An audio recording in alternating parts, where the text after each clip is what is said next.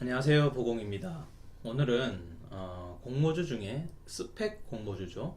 네, 스펙 청약에 대해서 A to Z라고 해서 좀 이렇게 모든 것을 알아보도록 하겠습니다. 자, 간간히 이제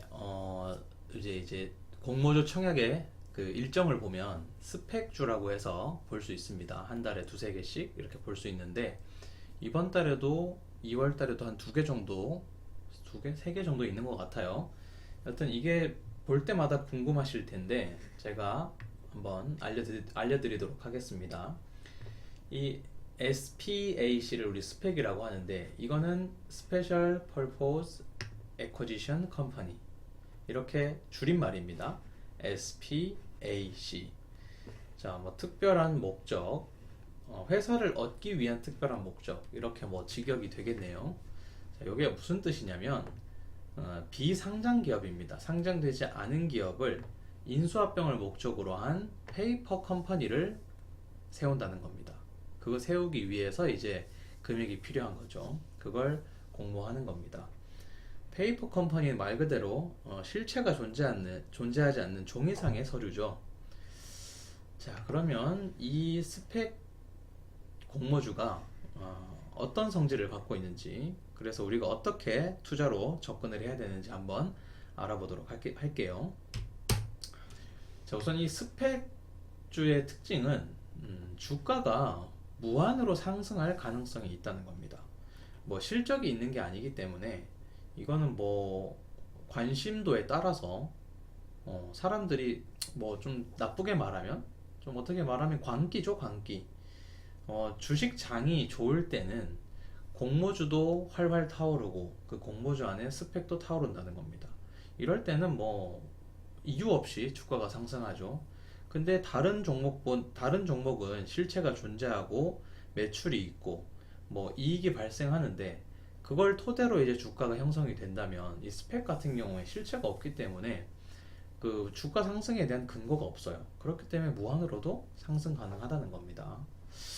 근데 얘는 주가가 이제 한번 이제 공모를 하고 난 다음에는 공모가 이 밑으로는 잘 떨어지지 않는다는 성질이 있습니다. 특이하죠.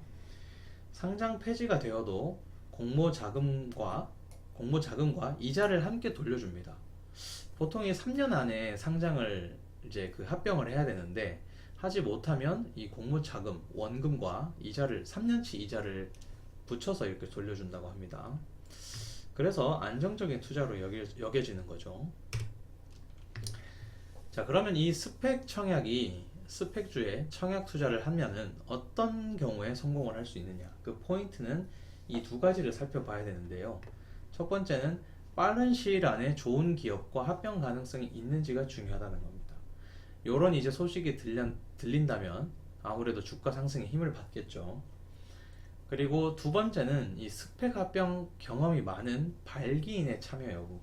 처음에 이제 이 공모를 시작할 때, 이 발기인이 이 공모를 이제 시작을 하는데, 그 발기인이 이 스펙 합병 경험이 많은 사람인지 아닌지에 따라서 이 스펙주에 청약이 투자가 실패하느냐, 성공하느냐, 나눠진다고 볼 수 있습니다. 그런데 우리 같이 일반 투자자들은 이 발기인에 대한 정보를 전혀 알 수가 없어요.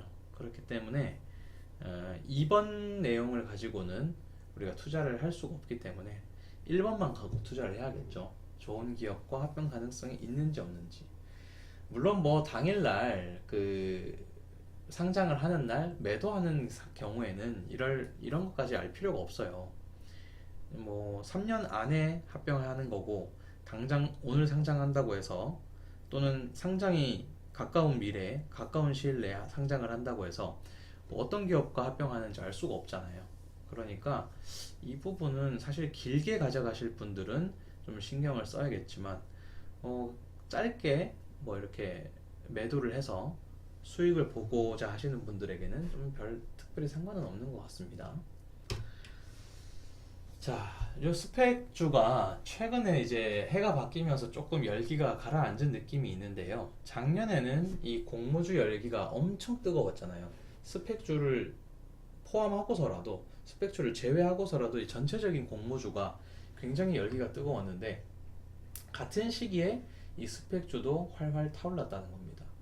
뭐 시장 전체도 분위기가 좋았고 그 다음에 공모주도 관심이 많았잖아요, 사람들이. 그러면서 스펙주에도 자연스럽게 관심이 몰렸거든요. 그래서 많이 타올랐고, 최근 열기는 살짝 가라앉은 느낌이 있습니다. 아무래도 장도 좀 좋지 않고 작년만큼은 좀 아니죠.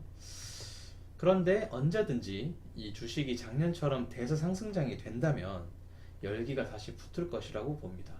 특히 이제 주목할 만한 게 작년 6월에 상장을 했었는데, 삼성 머스크팩 5호라고 해서 이 종목 같은 경우에는 첫날 상장하는 날 더블로 시작해서 상한가를 찍었어요. 그리고 또 이틀 더 상한가를 찍는, 네, 기염을 토해냈습니다. 엄청난 상승을 불러왔죠. 자, 근데 과연 이렇게 상상하면서 과열이 되는 게 좋을까요? 그죠? 딱 느낌이 오죠. 자, 스펙 공모주는 일단 본질적으로 큰 수익을 내기보다는 손실 위험이 적은 투자입니다. 이게 그 스펙 공모주의 본질이에요. 그러니까 얘는 아까 말씀드린 것처럼 그 합병에 실패를 하더라도 원금과 그 3년간의 이자를 붙여서 돌려준다는 건 그만큼 안전한 종목이라는 겁니다. 안전한, 네, 투자인데, 안전하다는 얘기는 다른 말로 큰 수익을 보기 어렵다고 볼 수 있죠. 자, 어떤 피해가 발생을 하냐면 주가가 상승을 했을 때, 자, 합병 작업이 어려워집니다.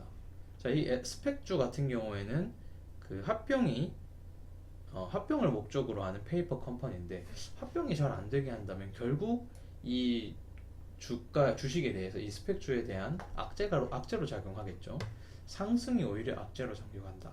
그렇기 때문에 이거는 참 주가가 상승하기가 사실 쉽지 않습니다.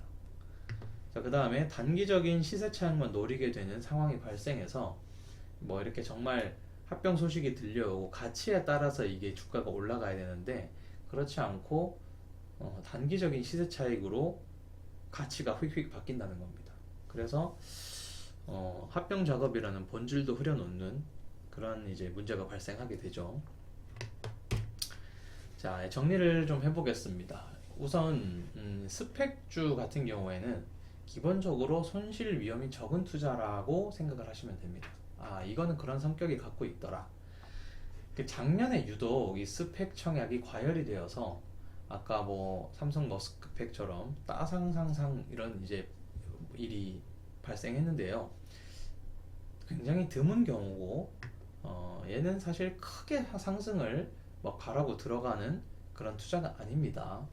작은 이익을 목적으로 접근을 하시는 게 맞고요. 그 대신 안정적이라는 겁니다. 하지만 그래도 투자는 투자인 만큼 위험이 충분히 있으니까 공부 많이 하고 들어가실 것을 요청드립니다.